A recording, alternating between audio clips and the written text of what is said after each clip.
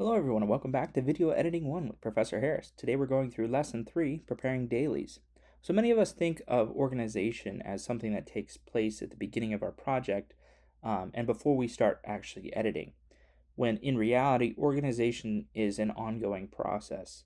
Assistant editors often receive dailies or rushes in stages, and most editors find themselves adding assets, including additional footage, graphics, audio elements, stock assets, and more as they progress through their project. Implementing an effective strategy up front is the key to maintaining your creative momentum later on. So, in this lesson, we're going to explore tools and techniques to help you stay organized from ingest through output. If you aspire to work as an assistant editor, this lesson includes crucial information to fulfill that role. All right, let's look at the goals for this lesson before we start. We're going to customize information displayed in a bin, save custom bin views, sort items in a bin, create subclips from selected shots, copy clips to multiple bins, borrow bins from other projects, and synchronize picture and sound from separate sources. Let's get into it. Let's start off by identifying what dailies are. So traditionally, dailies or rushes is a film industry term referring to the raw footage shot each day. Episodic television and other long-form genres use this term as well. So if you're working on a short film, many of the techniques that we're going to cover in this lesson apply to that as well. But preparing for our edit. An assistant editor's role includes preparing those dailies.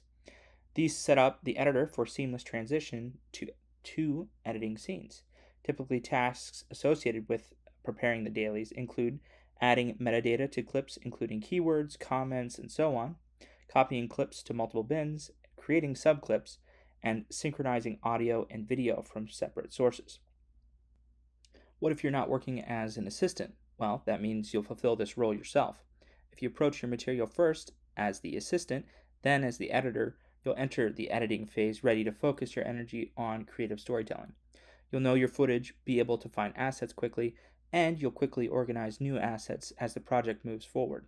Ultimately, the time investment will pay its dividends. It's going to pay off big time if you get yourself organized from the beginning. All right, adding information to dailies.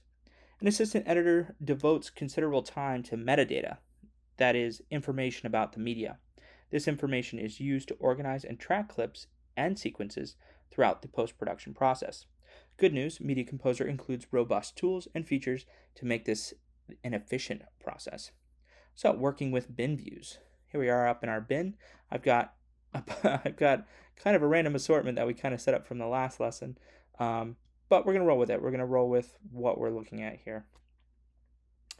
No, we're not. We're going to delete this. We're going to start over. Okay, now we have less confusing first video bin. We're going to add more assets to the different bins as we move along, but just for now, we're going to start with these three. All right, adding information to our dailies. So, working with our bin views. An initial task when starting a project involves correctly naming and tagging the assets for easy tracking. The different bin views that we worked with in MC110 provide us different entry options and the ones that work best for us with different scenarios. Remember these buttons up here. Let's do a quick little quiz now and see if you can match the different views to their definitions right here. Okay, how did that go? Well, first, let's break down which is which and why. Number one, text view is obviously C. Data entry and tracking, grouping shots by statistical info, and media management. Number two, frame view is A. Visually recognizing clips, visually grouping shots, and storyboarding sequences of shots. And then that leaves number three is obviously B. Logging footage and adding comments. Cool. Did you get that right? Well, I hope you did. If you didn't, that's okay. We're just going to keep moving. So, which bin views work best for adding information to dailies? Here's a hint. It's this button. It's the one that we're in now. That would be text view. Excuse me. Working with text view. As shown here on my screen, text view displays a clip and sequences names along with information or metadata about those assets. This includes any metadata embedded with the video, time code, format, and so on, plus any information that you add to it. If you use Window Explorer Details View or Mac OS List View, you'll feel comfortable working with the text view. Just like the operating system views, you can change the columns displayed and rearrange them and sort contents alphanumerically. This makes managing numerous assets easy. Let's take a closer look at how to get the most out of text view. Organizing your bins in text view by columns. By default, a new bin displays as a set of columns containing commonly referenced information. At any time, you can change the columns displayed to align with the task at hand. Plus, text view and script view, by the way, includes several preset column layouts you can call up from the bin view menu. To switch bin view menus, we can click the bin view menu. That's this little drop down here. By default, it's set to be called untitled because that's the current view that we're in, but we could save this view and then rename that. All right, but we have from the top, we have basic. Calls a basic set of commonly used columns: color, name, start time code, and end time code, as well as duration, tracks, and video resolution. Next, we have capture. This includes useful columns to refer to while capturing footage from tape, such as tape start time code, end time code, duration, tracks, offline, video resolution, and drive. Next, we have custom. Custom contains just the name and color columns, so you can quickly add and create new columns. Next, you have film. Film displays film-related columns such as a key number, or start, KN, end, camera roll, and the pull-in. We also have format. Format includes useful format columns, including format, video resolution, and project association. Next, we have media tool. Duplicates the heading currently saved in the media tool. Next, we have source, which isn't here on this list, but is in the Avid book, so I'm going to talk about it. Source includes useful file-based source data. This includes duration, tracks, video resolution, raster dimension, format, FPS, and offline. And then lastly, we have statistics. Statistics contains standard statistical columns derived from information established during tape capture, for example, tracks start time and end time code, duration, and video resolution. Awesome. You can add or remove columns to customize a preset view or build a fresh view from the custom preset. To do this, we can select a preset bin view or a custom view from the bin view menu. So we could select one of these. It wants us to select custom. We could select custom, or if you find that film or format's already close enough to what you're looking for, you just wanted to add a few more columns or rearrange them, you could select one of these instead. Let's go with custom for now because it's just got color and name, and we'll go from there. Now what we can do is right-click in the heading area. So this is where those column headings are. We can right-click in the column headings, and we can do Choose Columns. Then we get the bin column selection view, little window here, and what we can do is just select which ones we want to see. We'll do FPS, format. What else do we want to do?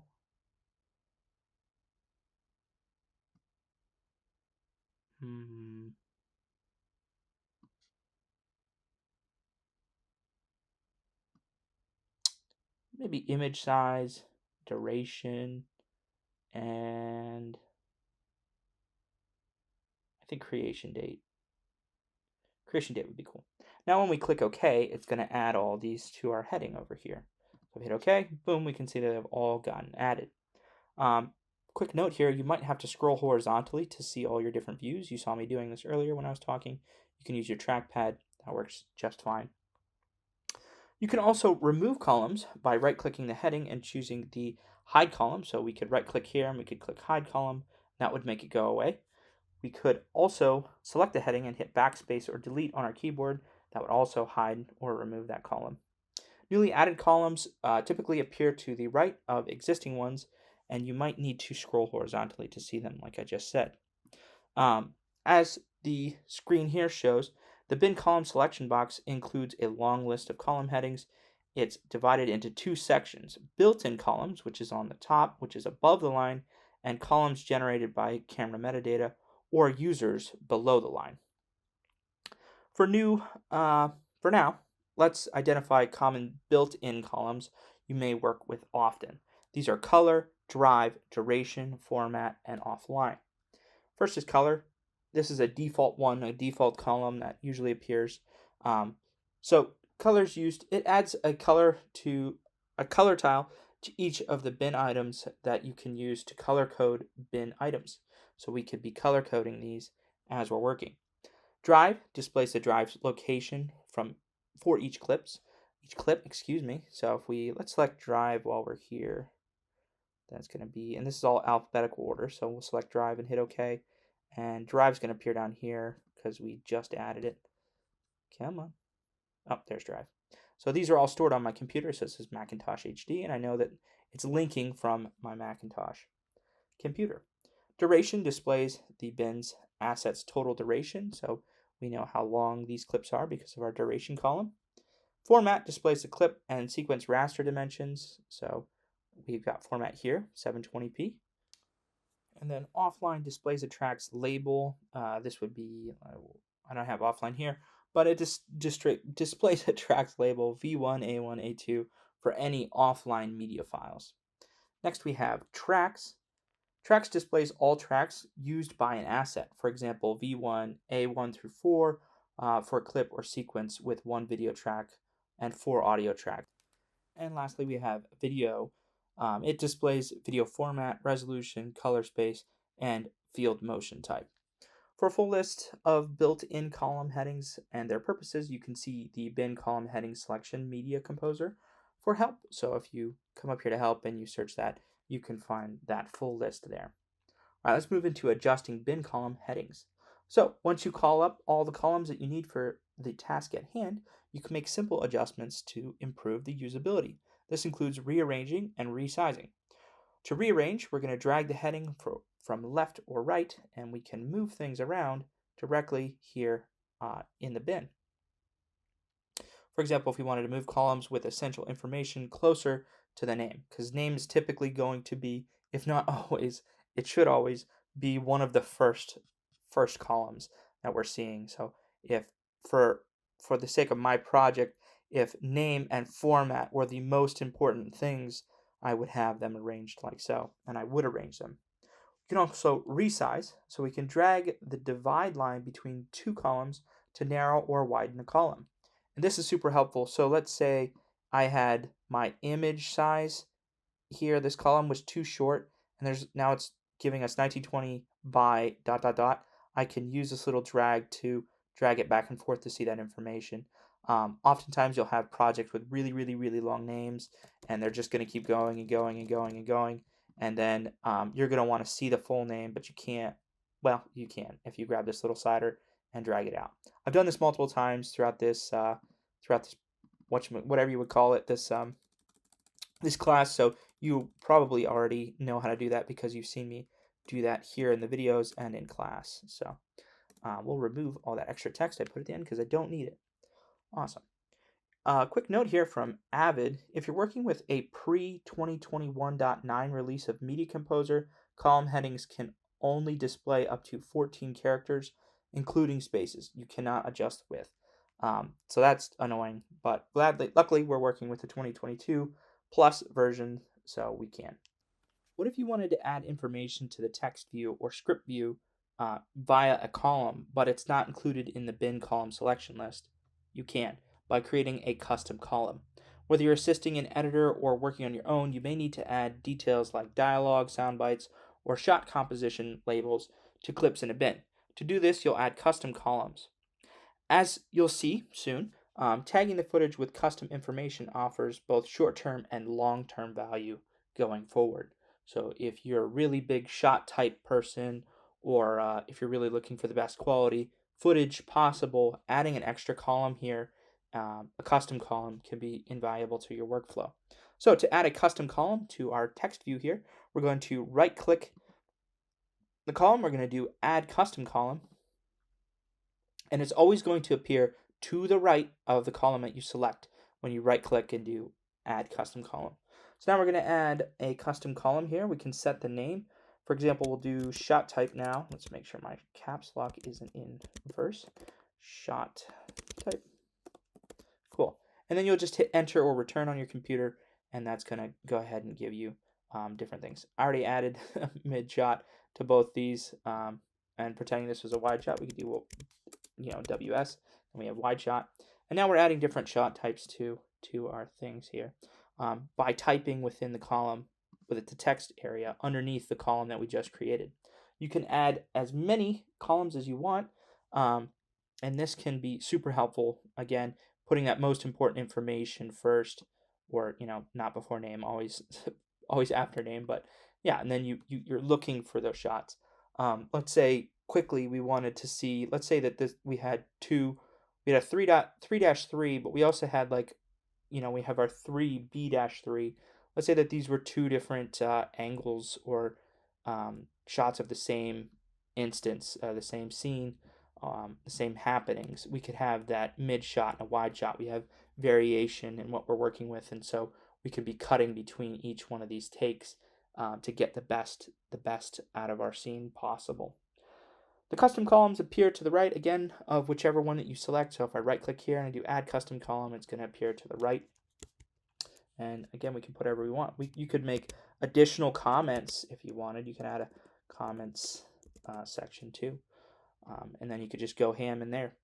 Not sure what columns you might want to add. Here are some ideas provided by Avid Media Composer, and I highly recommend the quality one. And this asterisk convention is really, really great.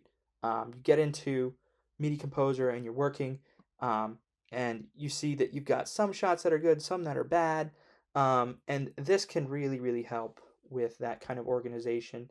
For myself, I usually don't put the asterisk if the shot isn't that great. So I do not great, asterisk is good, 2 asterisks is better, and then we have best with 3. So I'll take a second, look this over, study it, and this can help you be organized with your projects going forward. If I see custom columns that you've added to your projects going forward this semester, extra points to you. And if you want to impress your professor, add custom columns yourself. Just take that little bit of extra time, but make sure you point it out to them because they might not notice when they're editing or looking at your edit in Media Composer. Or you could just make them really obvious and put them at the front. But yeah, no, super helpful information. All right. Okay, let's move on now to saving our different bin views. So after you customized a preset view or created a new view, you'll want to save your effort to the bin view menu. To save a bin view, we can click the bin view menu right here, and we can choose Save As, and then once we click Save As, in the new name dialog box will appear, and we can type the name of this new view. So we'll change this to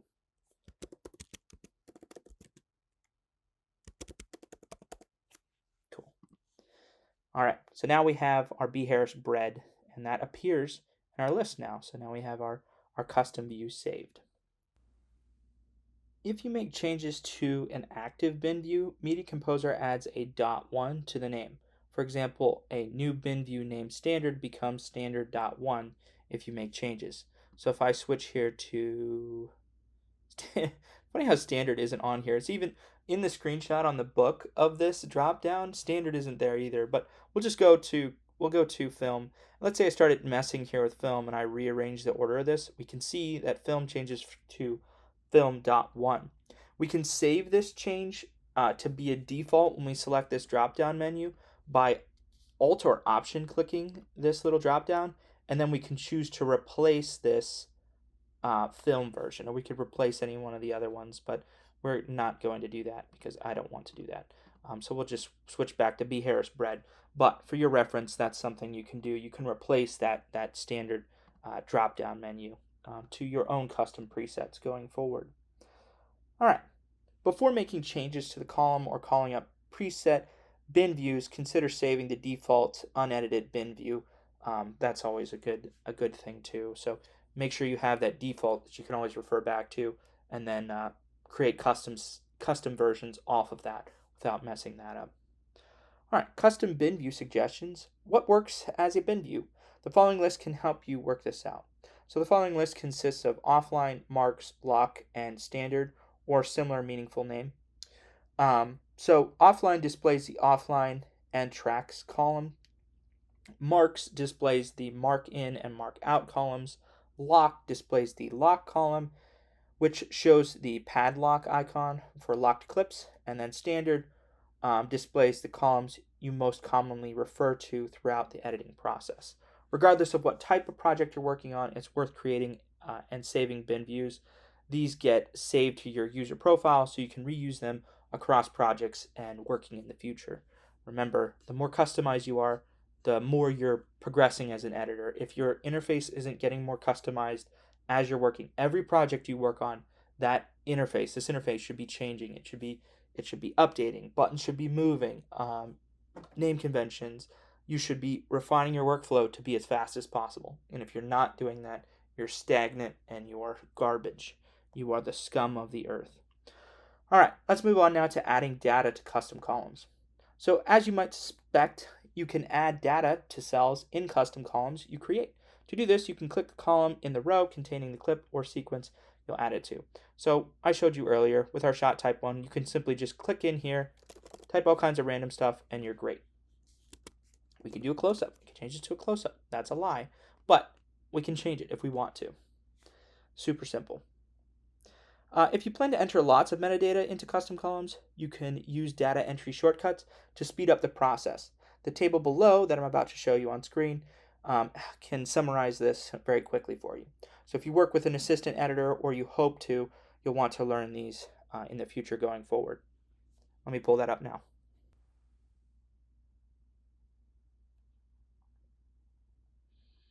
So there's that. But what if you need to add the same information or label to all 10 plus clips in your bin?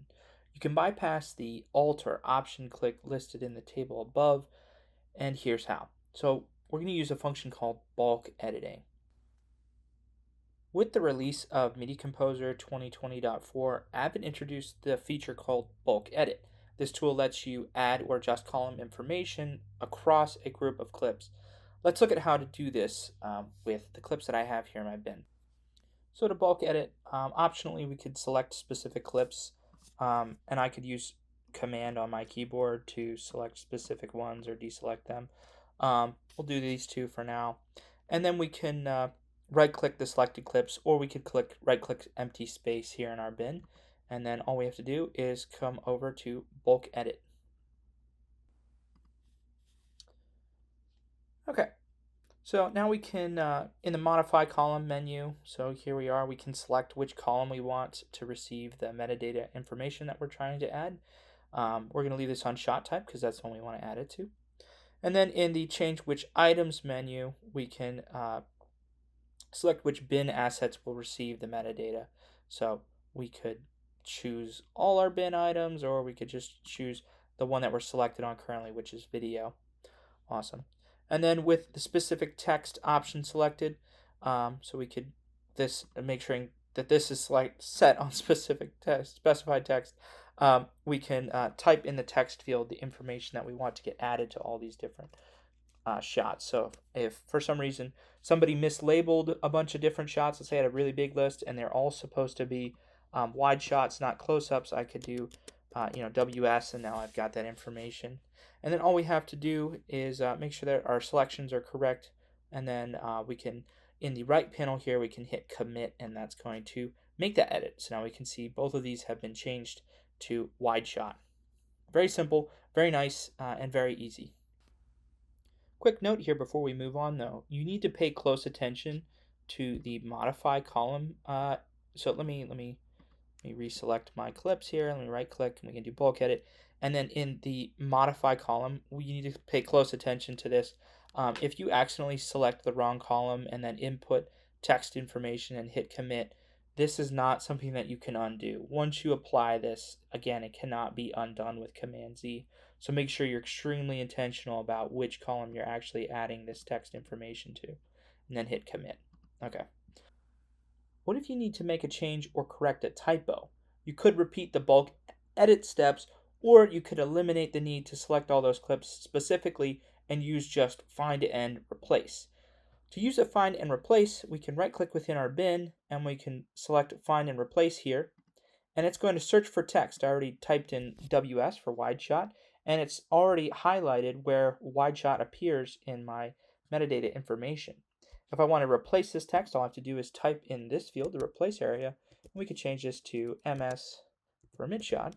And now when I hit replace, replace or replace all, it's going to replace all instances of WS. Again, this is a very dangerous thing because you could end up replacing a bunch of stuff in your bin, and that could be really, really bad. Let's wrap up this section with 2 more time-saving tips. Number 1, to avoid typos or minimize typing, you can copy any selectable text and paste it into the bulk edit dialog box or any text field.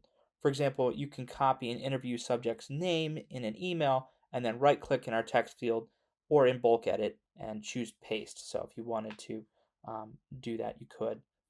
Additionally, number 2, to track and number the visible items and selected items plus their total duration, we can refer to the bin status bar in the bin's lower right corner. So if I have multiple bins selected here, we can see I have 2 selected and the duration is 54 seconds, 54 seconds, 8 frames, and we're viewing 3 different bins, or 3 different video assets here in our bin.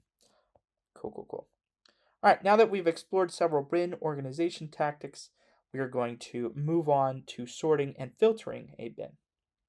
Okay, now that you've used TextView to display specific clip metadata and add custom details, you're ready to use this information to further organize your bins. First up, reordering and filtering bin contents in TextView. Media Composer includes 3 features for accomplishing this. Number 1 is sort, number 2 is filter, and number 3 is sift. Let's start with sort. Sort arranges bin items in alphanumeric order, numbers first, according to the column you choose to sort. So if we chose a column, it would sort it numbers first and then letters, and we could view our information that way. Next is filter. Filter reduces the number of items listed in a bin by displaying assets that meet your search criteria. So it would be similar to searching and then only finding things that you search for. Lastly, we have sift. Sift reduces the number of items in your bin by displaying assets that meet your criteria. I'm going to explain the difference between these a little bit more, and you'll understand the difference between filter and sift in a moment. You can use these features to quickly organize the bin for the task at hand. Find assets that you need to work with, or simply source bin contents to further organize any additional information that you're adding to your bins. Let's take a closer look at each one of these things, starting with sorting. So if you want to list bin contents in alphanumeric order, we can perform a sort. You can sort a bin by name or another column's contents. And you can sort it in ascending or descending order.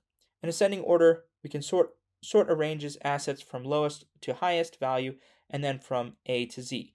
To perform the sort, we can either right-click the column heading, so we can right-click name, for instance, and then we can choose sort on column ascending or descending. And there's our options there. So I'm going to hit descending, and that's what it's set to. I'll hit ascending, and then we'll see it changes. So now it's going numbers and then letters. So we can see 333, dash, and then we have B and then C. So that's the way that's sorting it out. We can also double-click the column heading, and that's going to change the way it's doing it as well. Or we can click the column heading and press Control-E or Command-E, depending on your operating system. Cool. All right. A descending order sort arranges assets from the highest to lowest value, and then from Z to A. To perform this sort, we can do what I just talked about, but we can also double-click a sorted bin's heading or double-click the column heading and then double-click it again. So if we double-click it once and double-click it again, it's going to keep switching between ascending and descending order. We can also highlight it. We can hit Command-E. It's going to or Command-Option-E or Control-Alt-E, and that's going to switch to the descending order. Awesome. All right. Sorting a bin's contents is simple once you know that it's possible. What if you want to sort a bin's column with repeating information and arrange each by name or start timecode? And what if you add assets to a sorted bin? You can add both. You can add and do both essentially. First, to sort a bin's contents using the column with repeat info, for example, shot type or location, and arrange the repeat information by name or start timecode. We can choose the columns with a unique character from each item, so start timecode or name, and perform an ascending or descending sort from there. So let's say that that all sound very confusing. Essentially what I'm saying is here we have shot type. So shot type, clearly all of these right now are set to mid shot, mid shot, mid shot. But let's say I wanted to rearrange them by something other than that. Let's say duration. I could just right click duration and I could do sort by ascending or sort by descending. And that's going to adjust that. Even though our shot types are still all MS, um, I can still reorganize this by picking which custom field I want. And for with this example, duration is going to be the way that I can sort that, even though I have a bunch of columns with repeating information, right? We have our format and our shot type and our image. They're all identical. Even the creation dates almost are the same. So that's a quick way to do that. So here on my screen, we can see that it's sorted by different shot types while also still being sorted from top down or descending order with duration. What if you add assets to a sorted bin? So you've already figured out your sort, you already have it from ascending order, but you want to add more assets to your bin here. Well, you can. First, you're going to ensure that all columns are deselected. Right now I'm selected on one. I'm going to make sure they're all deselected. Next, we're going to go to bin. And then here in bin, we can hit sort again after we add the content to this bin. So if I, for instance, I did input source browser and we found some jacuzzi files just for fun. Let me add these. I'll hit link. Now we've got those. We've got new information in here that's different. It's even different format. Well, I could do bin and then I can do sort again, or I can hit Command E on my keyboard and it's going to resort this information. And that's all that Media Composer really says about it from there. When sorting the name column, you can influence the sort order. For example, you can keep your most recent sequence at the top of the bin by adding a special character to the beginning of the name.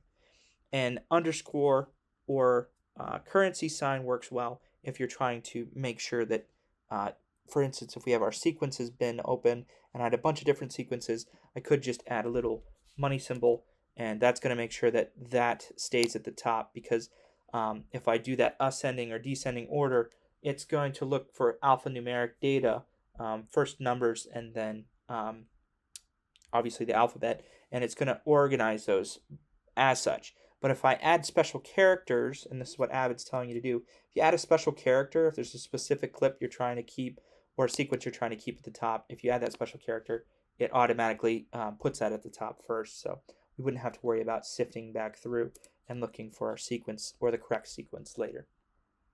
Cool. Likewise, you can move your older sequences to the bottom of the bin by adding a Z at the beginning.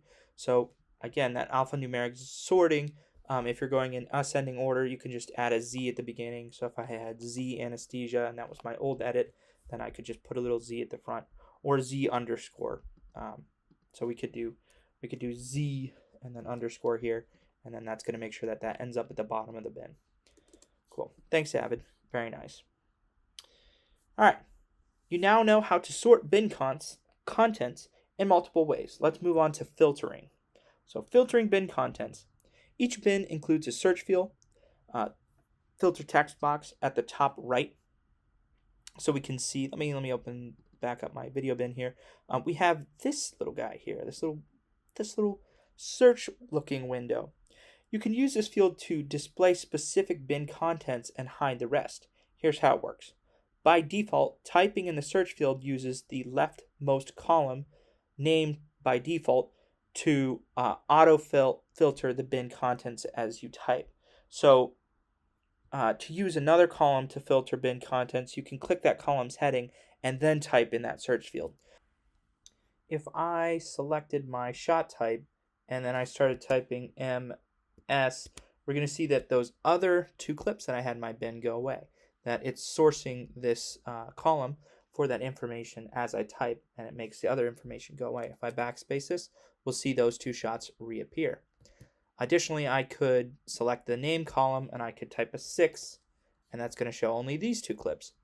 And if you have, let's say we were working out of the comments section, let's say we were working with only shots where a certain character appeared, you could have that in the comments, or you could make a specific column called character and which characters predominantly featured in that shot, and we could search, Ben, and then we would see that character appear in this list, and we would know which whole lists of shots have only that character in it. Does the search field look familiar to you? Well, you used similar search boxes in the MC101 class to search for transitions and filters in the effects palette. And you can find similar search fields throughout the entirety of the Media Composer interface. This is kind of a program-wide feature. The search field works well for using one column as a filter. What if you want to use multiple columns or criteria to filter bin contents? For this, you're going to use sift, the final tool covered in this section. To sift bin contents, you're going to right-click the empty space within a bin. So we'll right-click within here, and then we can hover over sift, and then over sift we can do sift bin contents, or we could go to bin then sift bin contents. So we'll do sift bin contents, and then we got this nice beautiful pop-up menu here. Type in the search criteria in the text to find field. So here's our text to find field, so I'll type MS, and then to restrict the sift to a specific column, we can select it in the column or range to search menu. So our column range to search menu we could do is set currently to any, but if we wanted to restrict it to a few, we could select those by clicking any one of these drop downs. Cool. Then you'll click apply to see how Media Composer filters your bins. So we can hit apply, and boom, we've got our filtered content. Very, very cool. This sets up the initial search criteria. You can make adjustments and hit apply to update the results without leaving the dialog box. So we could keep this open and keep searching for different information within our project. C-4, where is this? I know that this is somewhere in there. Boom, we get our search results, and we're right back to it. Sift bin contents, and we're working. We're actively working through the program. Notice the custom sift dialog box includes multiple data rows and a second section. This lets you narrow or expand your search results. Here's how you can use those. To narrow your search results and the number of assets that appear in the bin, fill in the rows directly below the first row so we could figure out which rows we're actually searching. And then to expand your search results, we can number the assets that appear in the bin. So fill the top to the top row up here of the also find clips that meet these criteria sections. So we can also find clips. Why did it say in the book it says it's the top, but it's actually reversed? We have the find clips that meet the criteria, and we have also find clips that meet these criteria. Interesting, Media Composer. You're flipping your own stuff in your book. Once you're satisfied with your sift, you can click OK, and your bin will display those assets that meet your criteria, and Media Composer adds sifted to your bin name. So if I hit OK, right, we see video sifted. So this is a sifted version of our video bin. That's why there's asterisks here next to it. Media Composer remembers your sift criteria even if you close the bin and reopen it later. So that could be today, that could be again tomorrow, 6 months from now. Avid's going to remember that. To remove the sift, we can right-click an empty space and choose Sift Show Unsifted. So we'll do that. Sift Show Unsifted, and our original bin view is going to reappear here.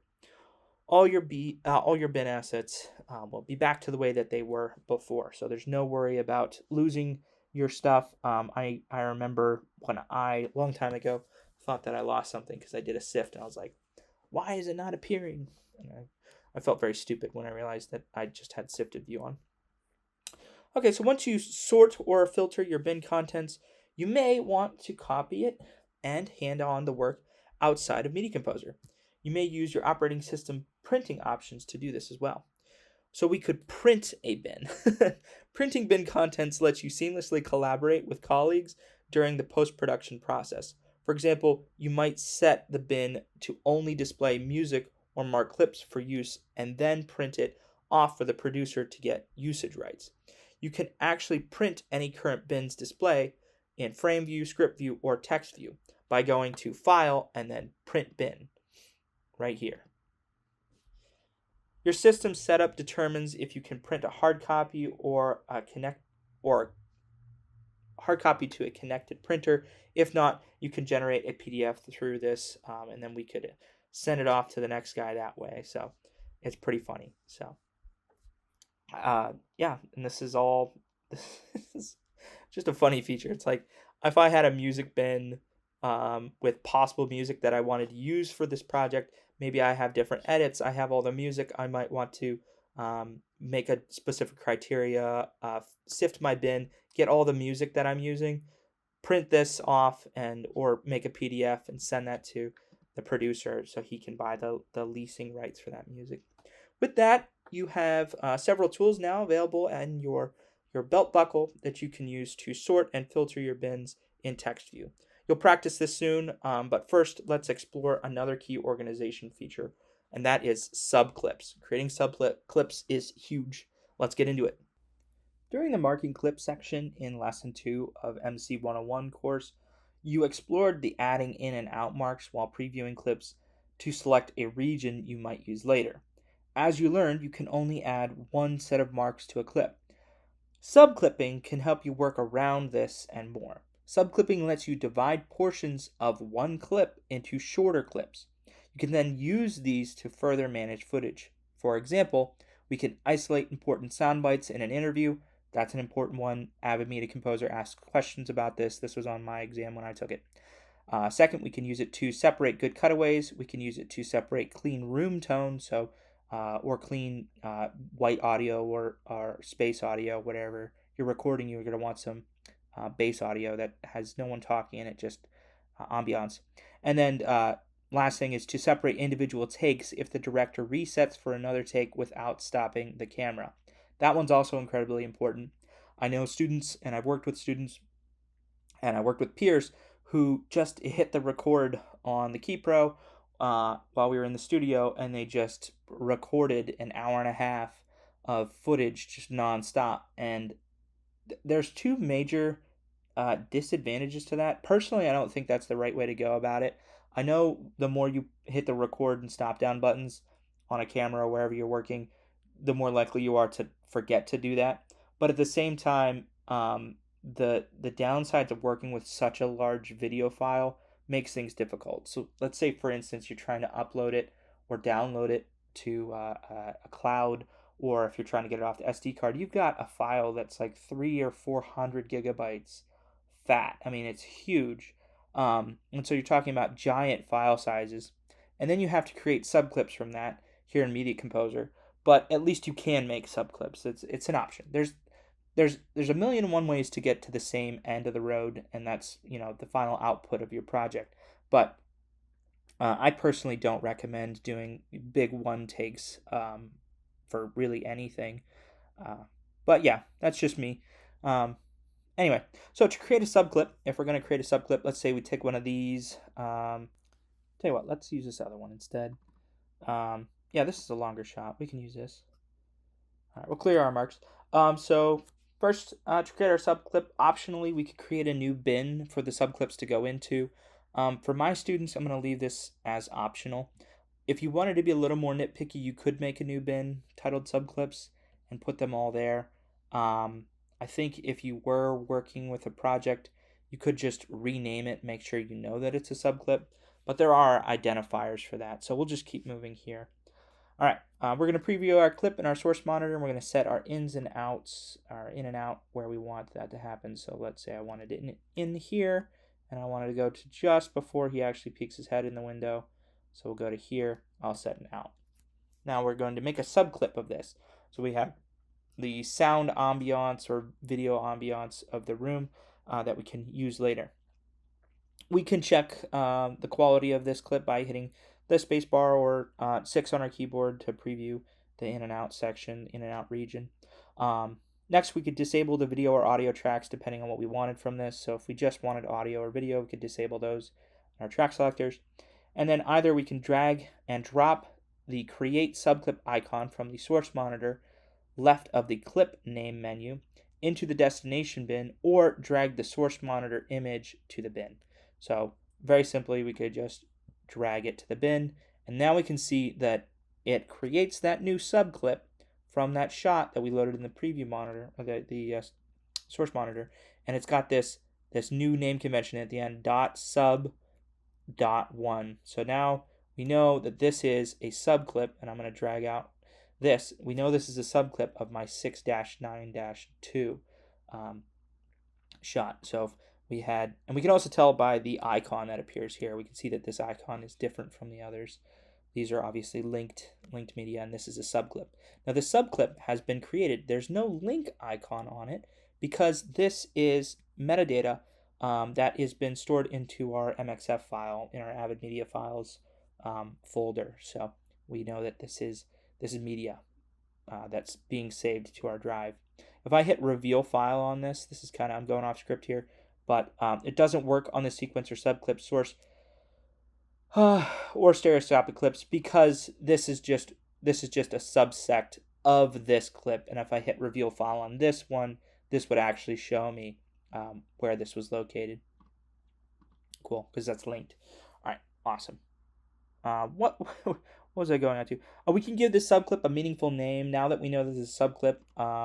We could leave it just sub01, or we could add like a dash, and we could say, like room ambiance, or we could say blank, something along those lines. And then we have an identifier for what this shot is. We could also go into the shot type and the format, the comments, and we could be differentiating this clip from the original clip that we sourced it from. As you work with subclips, you're going to keep the following in mind. Number one, creating a subclip doesn't generate new media. It links to the same file as the source clip. So again, it's associated with this clip. This is metadata, right? This is still saved metadata, but it's associated with the original source clip. Creating a subclip doesn't alter the original clip's duration. So this isn't trimming the original source clip. This is just making kind of like I said, a subclip. It's making a subclip from the original. Number three, you can trim a subclip beyond its content to reveal more material from the original clip. So if we have our subclip here and I chuck it in my timeline really quickly, I can use my roller trims and I can add more content from this actual clip. So I could be sliding this way, and we're seeing that go back, and we can see that clapper at the beginning, even though I intentionally made sure that the clapper wasn't seen at the beginning of this clip. So we have the ability to use the extra handle on both sides of our subclip that we made. Number four, some functions such as the auto sync covered in later lessons create subclips automatically. Keep that in mind going forward. And lastly, number five, you can map the make subclip button from the command palette in the edit tab to a key on the keyboard. So it sends the subclip into the most recently activated bin. So if I was working in a bin, blah, blah, blah, I'm working, blah, blah, blah, I could set a keyboard quick command, boop, and then it would send it directly to the bin that I had open. Quick note to make before we move on here. I just realized I forgot to show you the create subclip button, that you can drag this to your bin and that'll create a subclip, or you can drag the image from your source monitor to your bin and that will also make a subclip. So for your reference, that's how you would do that. Media Composer is probably going to ask you how to do that on the quizzes and maybe even the exam. So note too, when I hit delete and I'm deleting these, it just says delete subclips and I hit OK. It doesn't say delete associated media because it's all just referencing the original clip that I have loaded in the source monitor, which is linked elsewhere or imported. So another thing that Media Composer wants you to note is that you cannot trim outside of subclips created in a film project. Why? This is to protect the film. In traditional film workflow, the editor captures a telescene tape with multiple film reels as a single master clip. Then they create subclips to define each reel. Havoc would ensue if the editor could trim a subclip into the next reel. So that's not a thing. All right, let's move on. Copying clips to multiple bins. As you organize footage, you can send a clip to multiple bins. For example, you might input a narrative clip to a camera card bin and then copy it to a bin for that character and a scene's bin. This simple example illustrates a very important tip to keep the editing process flowing. Copy a clip to multiple bins, one for each way that you're going to use it. At a minimum, assistant editors working on scripted features organize footage with one copy of the clip in the dailies bin and another in the scene bin. On reality TV shows, assistant editors often copy clips numerous times, again, keeping a copy in the ingest bin, but also placing copies into bins by character, location, episode, and more. In Media Composer, you can use two methods to copy clips, cloning or duplicating, and each works differently, so let's look now at both. Let's look at cloning a clip first. So imagine copying a clip to multiple bins and then needing to make a change that would be inherited across all the bins that you copied that clip to. Cloning can make this possible. So if we tweak one, it's going to tweak all of them, including the different things that might be inside the comments, and the shot type, and the name, anything you want. So to do this, we're going to open a bin with the clip that we want to copy. We're going to ensure we've created a bin or bins that we're going to copy the clip to. So let's make a new bin, and we'll call this video. I love how my caps lock is always on. Video copies. Or we'll do video copy. All right, so now we have video copy and video. We're going to reopen our video.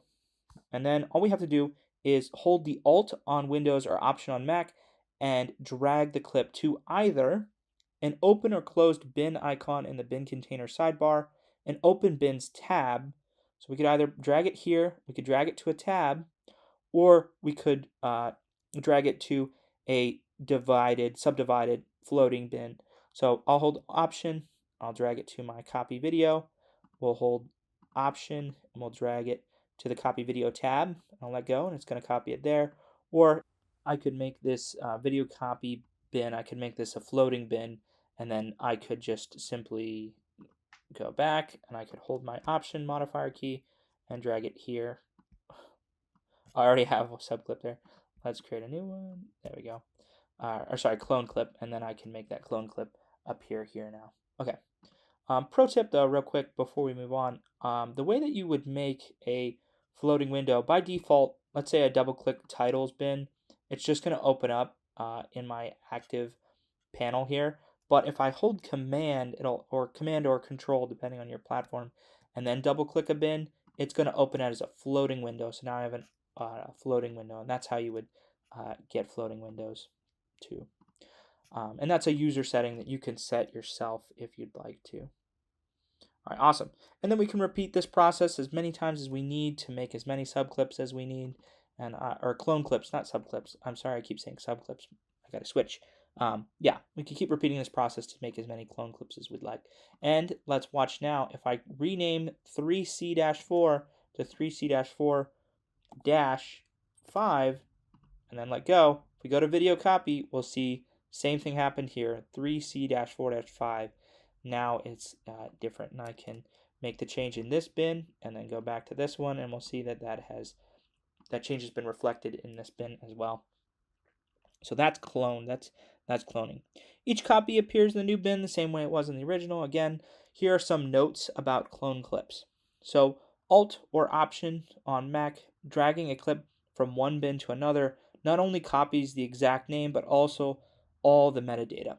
In and out marks, color column assignments, and comments, etc. It's making a perfect clone of that clip, but also they're still connected because you edit one, it'll edit all. Cloning a clip does not copy the media. All clones are just references to the same media. So this is the same clip as this one. It's still linked and referencing the same clip. If I hit the reveal file command here, if I wasn't blind, we're going to see it routes to this clip. And then if I go to my other video, my other bin, and I do reveal file, it's going to route to the exact same clip again. Again, it's not creating new media. It's not taking up more storage on your drive. It's just cloning. Okay, and then any changes you make to the original clip or clone clips, update in all copies like I showed before. Keep that in mind. And then Media Composer prevents you from cloning sequences by automatically creating a unique copy if you Alt or Option drag a sequence from one bin to another. So if we're trying to clone a sequence, it's going to automatically create a unique copy. So we can't really clone our sequences the way we want to. Let's try it now. See if it appears. See, it just says copy, but this isn't the same sequence. This is a different sequence, and this is a unique sequence that we don't need, so we'll delete it. Haha. All right. And then we'll reopen our sequence because we want our sequence back. Thank you. Hopefully, cloning clips gives you the confidence that you were always looking for at the most up-to-date information. No matter which copy you work with, it's always going to be the latest, the greatest. Plus, cloning saves you the hassle of trying to track and manage changes yourself, which is nice. So you don't have to constantly be tracking back through other folders and find stuff to rename. What if you want to copy a clip, but you don't want the original clip to inherit any changes? You'll duplicate your clip to accomplish this. You'll duplicate your clip to accomplish this instead. English, I'm sorry. All right, let's look now at duplicating a clip. To duplicate a clip or other bin assets, you can click the clip's icon in the bin to select it. We're going to open the bin. We're going to click the icon to select it, and we're going to go to Edit, and then we're going to go to Duplicate, or we can simply hit Command D or Control D. So I could just select this clip and then hit Command D, and that's going to make a duplicate. We see that copy.01 convention comes up again. As you can see on my screen here, the duplicated clip appears in the bin with the same name plus the .copy.1 extension. Media Composer also highlights the name to prompt you to change it. The name change only applies to this duplicate. So if I make a duplicate, it's only going to change this one. The duplicate clip's ready to be moved to another bin after you make your duplicate. Again, any changes you make will not carry over to other bins. And with that, we're about ready to move on. But one last time, I want to review this with you, just so you get this straight. Cloned clips, if I punch one in the face, the bruise is going to appear on all the other clips. Duplicated clips, that is not the case. They're quote-unquote unique and different copies of the same source media, but they can be edited and add marks and adjust things independently of other ones. So before you start duplicating and cloning clips in your bins, before you want the same media in multiple different bins on your project, close your eyes, say a prayer, and make sure you pick the correct one, because you do not want to accidentally pick cloned when you meant to pick duplicate, or you don't want to pick duplicate when you meant to pick cloned. You don't want to pick the duplicate option or duplicate option and then have to go back into all your bins and re-edit the name convention for it. You're going to want to make sure you pick clone from the start. All right. That's a nice little bow tie on that. Let's move on now to browsing clips from another project. So how to gain media from other projects and bring them into this one. Guess what? If you need to work with a video or audio assets and know that they exist on another project, you can skip ingesting them into this current project. This is going to save time and this is going to save space. A common scenario for this grabbing assets from the library project made up of stock footage, music, sound effects, and so on is super awesome. To access these assets, you'll open the bin into your current project. To open a bin from another project, we're going to do the following. First, we're going to click empty space within our bin container sidebar, which is the left side of your bin container window. So that's over here. And once you right click in here, we can select the open bin. Alternatively, if you're less lazy, you can do File, Open Bin here, or you could hit Command O on your keyboard. That would also open a bin, but you have to make sure you're selected over here. We'll right click in here and we'll do Open Bin this way. In the Open Bin dialog box, we can navigate to the bin that we want to open, and we can either select the bin, File, and click Open, or we can double click the bin. So we could navigate to another project here. Right now, we're still looking at the project that we're in currently. If we wanted to navigate to another project, we could do Macintosh HD, Users, Shared, Avid Media Composer, no spaces, right there. And then we could do Shared Avid Projects, wherever that is. There it is. And then we could start digging through these. We could go to Rock Climber, and we could find, there's our Harris bin, and I could click Open, That's going to open that bin. Hey, we remember this. Media's offline. This is from the lesson where I taught you how to turn media offline. I just happened to pick that specific bin. That's hilarious. Okay, well, all right, we'll have to do this again. Let's try another one. Open bin. No, we can't use sequences, but I have to navigate back to, okay, all right, users, shared, Avid Media Composer, shared Avid projects. We'll go this way and we'll do video. There we go. And now we can see all my rock climber clips from my rock climber project. This is the bin. This is the actual bin. This is the way that it appears in that project. We can see this hand, the creepy hand. I love going like forward and backwards on this because his fingers are all like wormy. Anyway, so boom, we've opened a bin from another project. Now we could do all kinds of stuff with this. We could clone clips from it. We could just pull clips. We could duplicate clips. All kinds of things that we could do. All kinds of fun things. Notice Media Composer opens the bin and places it in into the other bins folder in the bin container sidebar. So it's like another bin open in our project. We have our video and we have our video from that other project. This is where you might want to get into more specific naming conventions when you're working with different projects. So, for instance, we could do video rock climber when we were working that project, or for this project, we could do video anesthesia, so that you're not forgetting which bins are which. But I'm sure you could probably tell by the media that's within them. We see this big loser again, the master of insecurity. My class and I like to make fun of this guy because his interview is it's so, he's so awkward. Like, bless his heart, but at the same time, you're so awkward. Anyway, I'm sorry. So some notes about the borrowed bin. You can check which project you opened the bin from by expanding the bin container sidebar to reveal the project's name. So that's an option. You can also, what else? Any changes that you make to the bin's contents, for example, changing the clip's names or settings or the in and out marks, will appear in the bin when you open its original project.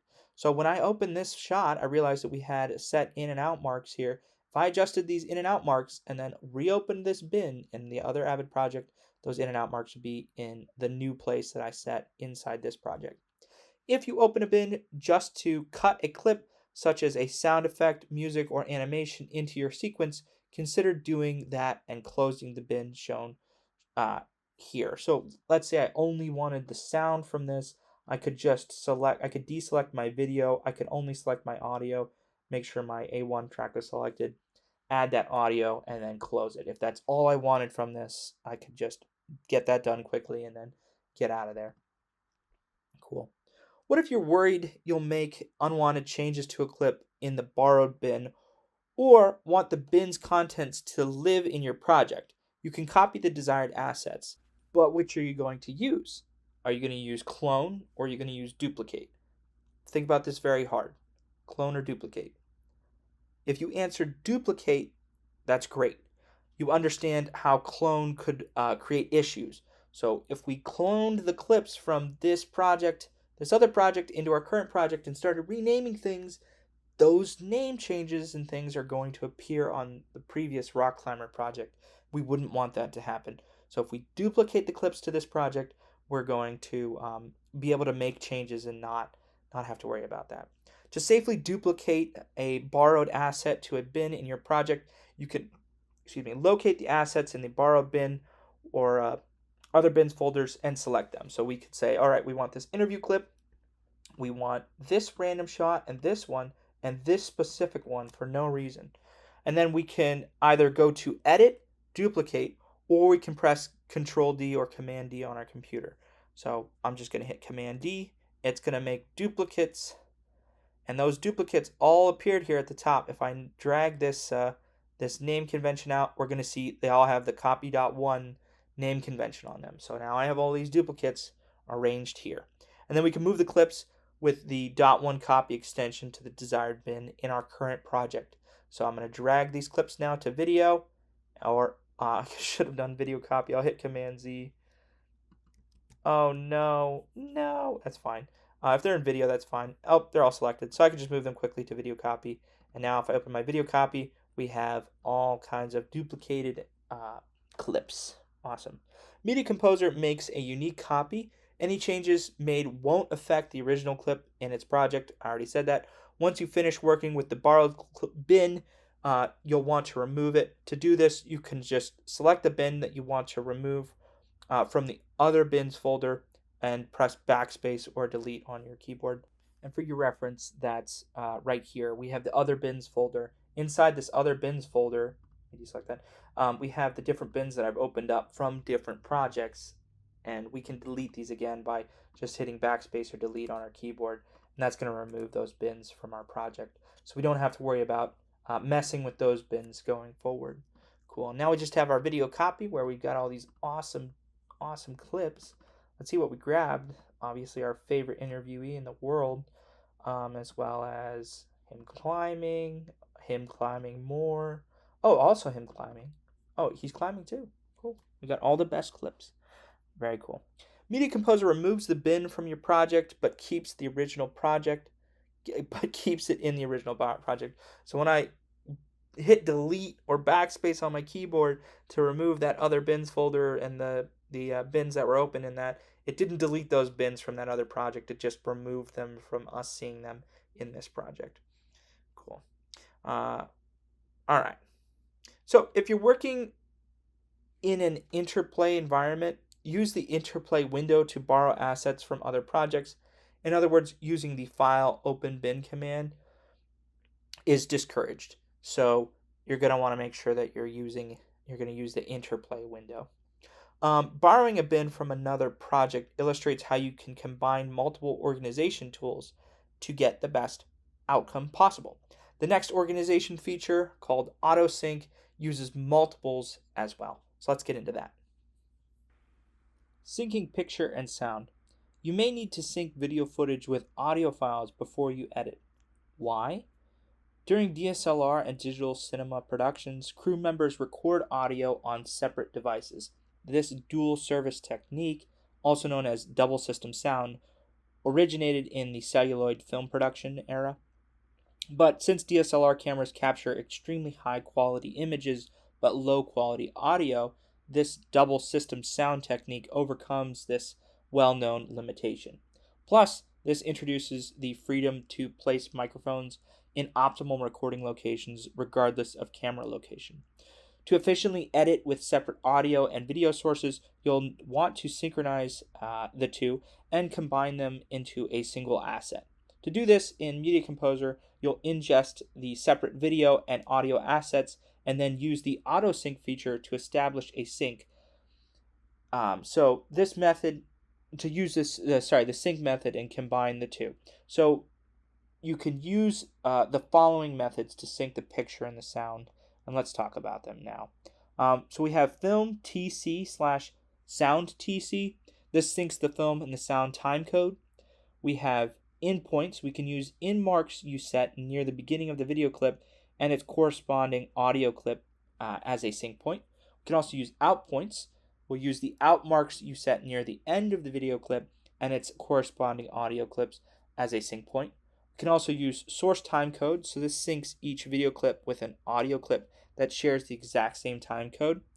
Additionally, we could use auxiliary, timecode 1, timecode 5, timecode 24, auxiliary timecode 24. This syncs each video clip with the audio clip that contains the same auxiliary timecode. What else can we do? We can also use waveform analysis, and this one's goated. This syncs clips by matching audio waveform patterns. Ideally, you'll use the timecode sync picture and sound. It's fast, but not always available. So in that case, if the camera recorded reasonable scratch audio levels, you can easily use the waveform analysis to sync both clips together. So if no audio is present or the audio is too different from the field audio production, you'll most likely use the in and out points to sync video clips. This is where we get those clappers. So you might see that spike in the audio and you'll also see that clapper close, and you can use the in points or the out points at specific points within both clips, your audio and your video clips, to identify where where that sync needs to happen. Okay, once you establish, oh wait, quick note here. If you auto sync clips with different durations, Media Composer tourniquets the longer clip to match the shorter clip's duration. So, quick note there. Once you establish how picture and sound was recorded and which sync method will work best for you, you're ready to sync the assets together. To auto sync clips, optionally, we can copy the picture and the sound clips to a new bin before syncing. Let's do that. We'll do new bin. We'll enable this sync. We'll do sync clips. And then we'll open this sync clips. And then with our sync clip bin open, we're going to, okay, if necessary, prepare the clips for the sync method you plan on using. So ensure the film and sound timecodes match for a film timecode sound timecode sync. We can also make sure that the video and audio clips share the same timecode for source timecode sync if we're doing it that way. We can ensure the clip has the same timecode logged in the same auxiliary timecode column for an auxiliary timecode 1, 5, 24, and auxiliary timecode 24 sync. We can also verify that the raw camera audio exists in the video clip for the waveform analysis sync. So we can make sure that in our audio file, I have a cursed example here, that we have, obviously our audio file obviously has audio, but in our video file, we'd want to make sure that that had audio as well. So I've got my audio in this quick video that I made here.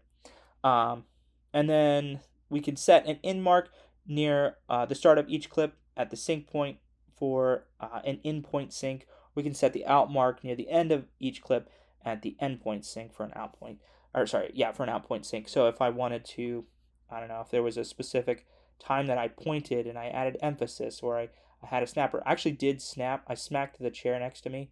But this obviously has audio to it as well, so I wouldn't necessarily need to see something specific. But if I did see something specific, I could use that as a reference, and I could hit I for my in, and I could use that sync method there.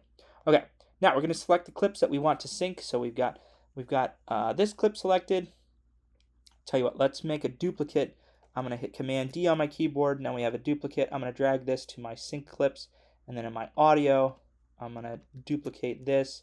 I'm going to put this copy in my sync clips as well. Now we're going to select both, and we're going to go to clip up here in the top, and we can do auto clip. Oh, sorry, not auto clip, auto sync. I'm losing my mind. And then here in our selection menu, our sync dialog box, I should call it, we can choose the appropriate sync method and click OK.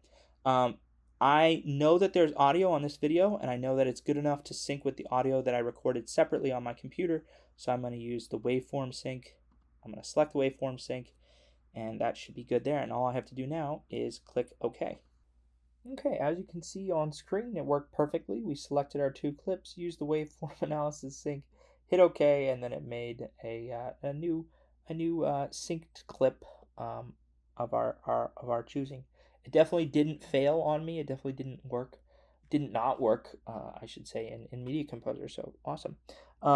So Media Composer creates a synced subclip, and it names it after the original video clip. The subclips are ready to be cut into our sequence after that. So if you cloned the picture and sound clips to a single bin, you can delete the clone clips and then just make sure you don't delete the associated media files when you do that. So now that we have these cloned or duplicated clips, I duplicated my clips, so I don't have to worry about deleting these and worrying about deleting associated clips because these are clone clips. Oh, you know what? Maybe that's what I messed up. Why don't I try that? Why don't I clone this instead? All right. I'll do that and I'll be back. Yeah, it still isn't working. But I want to show you the error message for your reference. It looks like it's going to work, but then it tells me that I have mismatched edit rates and it won't be able to do it. And then I click OK, and then it says select clips that do not have common time code. And it's like, okay, cool, thanks. So yeah, definitely worked. Thanks, Avid. All right. Now let's look at some technique things that Avid wants you to know for finding a good sync point. So ideally, the clip you need to sync includes a slate clap or an improvised alternative like a hand clap, or accuracy with this specifically is key. So if you could get somebody in the room to just like slap a friend in the face, you could use that singular frame to gain your sync, and the noise, obviously. To find the visual sync points, we can step through the footage frame by frame until we locate the frame where the clapper touches the top of the bar. 3 and 4 keys and the left and right arrow keys work well for this, so if you're trying to find that specific point. So if we've got our clip loaded in the source monitor, I can be tap, tap, tap, tap, tap, tap, and getting that specific, getting to the specific frame where I punch my friend in the face. There it is. Bop. All right. And then additionally, to find the audio clip sync point, we can enable the digital audio scrub and move the position indicator through the audio clip. So we know the audio position scrub, digital audio scrub button is here, so we could enable this, and then as we scrub through, yeah. So because I'm recording and doing this at the same time, this is not working, and it's not going to work, unfortunately, while I record. So we can't get that audio preview that I made. Although I can trust me, that video I made is very funny. Cool. What else? If you don't have a clap, either a human or a mechanical, if that exists, you can look for impact and action with distinct sound, such as a cup hitting the table or a door closing and so on. So if you don't have any reference, you can be looking for specific things within your shot to figure out where the exact moment is that something happens. Cool. And then if syncing talking, head pictures, and sound, follow these tips. So if you're trying to do that, here's what you need to do. Use the beginning of a sentence or first word after a pause to sync. You could also look for words that begin with a constant and distinctive mouth movement, such as a T, a TH, or an F, or an explosive constant like a P or a B. So if I'd be like, "You're biting me," you could use that B at the beginning to sync up your audio and your video. If necessary, you can use words that begin with softer consonants like M and N if they're clearly enunciated. So syncing the frame as the mouth opens and the sound changes to the vowel works best. Avoid words that start with vowels as a sync point, so you're not going to want to do like over or hour. It's not going to be a good indicator of when to start that sync. And then always check the synced subclips. So delete the subclips and try with new marks if it's inaccurate when you create that sync. All right, we've covered lots, but let's keep moving. Grouping clips is the last thing we're going to talk about. So we've reached the final project organization topic for this lesson. All right, grouping creates a separate group of clips out of a single set of clips in a bin. Let me say that again very slowly. Grouping creates a separate group clip out of a single set of clips in a bin. So you'll use Media Composer's group clip feature when working on a multi-camera production. So we got 3 cameras filming at the same time, the same subject, in sync. For example, you might do this for a concert. You might do this for kind of a talk show, so you get multiple angles on both the talent or the interviewee and the interviewer. Or you might use this for film productions to get that A and B camera shots. So when you group the clips, you'll want the content to sync up. So you use a shared source timecode, auxiliary timecode, in or out marks, or waveforms during the grouping process. Does this sound familiar? It should, because we just did this. But by the way, it's common practice for the assistant editor to group different multi-camera angles into a group clip after auto-syncing. That way the editor loads a single item simultaneously to access all the camera angles in a source monitor and can switch between them on the fly. So if let me just put this into perspective for you. If these 3 shots were all the exact same thing, if we were filming the exact same thing at the exact same time, I could group these clips together and they would appear as one clip. But then I could use that one clip loaded in my source monitor and switch between the different shots and be adding that into my timeline as I go.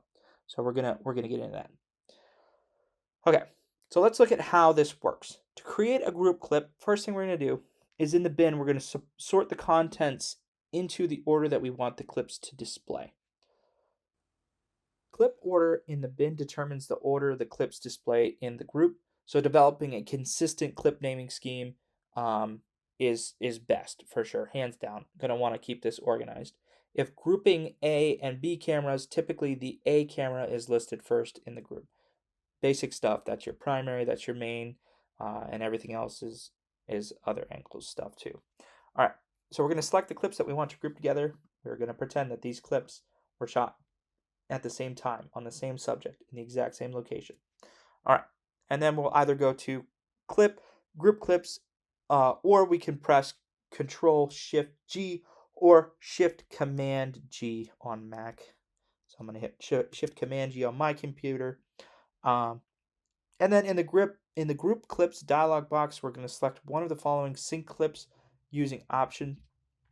So we're going to use either the film timecode, sound timecode to sync based on matching film and sound timecode recorded in the field, inputs or out points to sync according to in or out marks that we set in each clip, source timecode to sync based on matching timecode, auxiliary timecode 1 and timecode 5 to sync based on auxiliary timecode, and waveform analysis to sync clips by aligning the audio waveforms in each clip. And then we'll click OK. So we're going to pick our option and click OK. I'm going to use source timecode. Cool. Now we have our grouped clip, which is very pretty. It's got a new name convention. Notice the group clip appears in the bin containing the name of the first clip in the group, followed by a .grp.n extension. The group clip's duration matches the longest clip's duration because that's the maximum length that each one of these three shots can be stacked on top of each other. Here are some tips for working with group clips. You can load the clip into the source monitor to preview it and change angles. So we're going to load this group clip into our source monitor now, and we can use the previous in the group and the next in the group functions by pressing Shift Up and Shift Down arrow keys on our computer respectively. So I could use Shift Down and we could see the clips that are all stacked on top of each other. Now this is using time codes, and the top clip and the bottom clip for both of these are both black because the time code stamp is matching up, but there's no media yet on that first clip. So if I hit Shift and I go to the top clip in my group here and I scrub over, we can see then we do start to see stuff. But if I hold Shift and I go down, we're going to see that that second clip now has ended. And essentially we're changing the angles. We're changing what we see in our project. We're changing what we're going to use when we're setting our ins and our outs and figuring out what we're actually going to use from this grouped clip. Cool. What else? The group clip works like any other clip or subclip in your bin. You can set in and out marks to cut specific portions of the group clip into a sequence. You can change angles in the timeline by parking the position indicator over a segment and using the previous in group and next in group functions that shift up and down respectively in our keyboard layout. So let's try a little bit of movie magic love here. Let's add this to our timeline. Let me hold Command. We'll make sure we've got our set in. Come over here. We'll set an out. And I'm going to add this to my timeline. Now what I could do is select this segment, and I can use the Shift up and Shift down keys, and we can see that it's changing the shot up in my upper left there. Let's pick a more centered section to this. Let me undo here. Let me get here. Let's get into the middle of this timeline. Where does this shot start? Oh, okay, it starts at the beginning. Okay, so we'll use this as an in, and we'll use this as an out, and then we'll splice that into our timeline. And then if I hit Shift up and down, we can see it's changing the different shots, and we can see it's changing here too. We can notice that it's telling us specifically which clip we're using as I go up and down, which original clip from my grouped clip is being used, I should say. So yeah, we got all kinds of really cool options when it comes to this. Cool. All right, what else? What else are we doing here? Next thing we're gonna note is that you can cut an entire group clip into the timeline. I'm sorry. You can cut an entire group clip into the timeline and use the add edit function to create separate segments, and then switch to different camera angles. So that's going to look something like this, where we're in our timeline, we have our shot in the timeline, and let's say he walks out of the room, and we can add an edit here now to separate this. Let me zoom in a little bit so this looks a little bit more clear. We could use an add edit now to separate this first part from the others. So I'll add edit now. I'll add an edit, and now it's kind of separate. It's its own standing thing. So let's now select this segment in my timeline, and I'm going to use the shift up and down keys to try and find a different shot. So now we can see that this was 3B-3, and now we're on 3-3. They're both G's because they're group clips. But now I'm on a different clip entirely, and I can scrub through here, and I can add another edit if I wanted to. And then I could scrub through the rest of this clip, and I could select this segment, and I could hold shift and find a different shot. Now we're using 3C-4, which is just black, but that works out. So now we've brought in the grouped clip, but we are able to differentiate and separate the different shots by adding edits. Cool. With that, we've reached the end of this lesson. Thank you guys so much for watching. I can't wait to see you guys back in class. We're going to run through this so that it all makes sense there. For those of you watching on YouTube, don't forget to like, comment, and subscribe, and I'll see you guys in the next one. Bye-bye.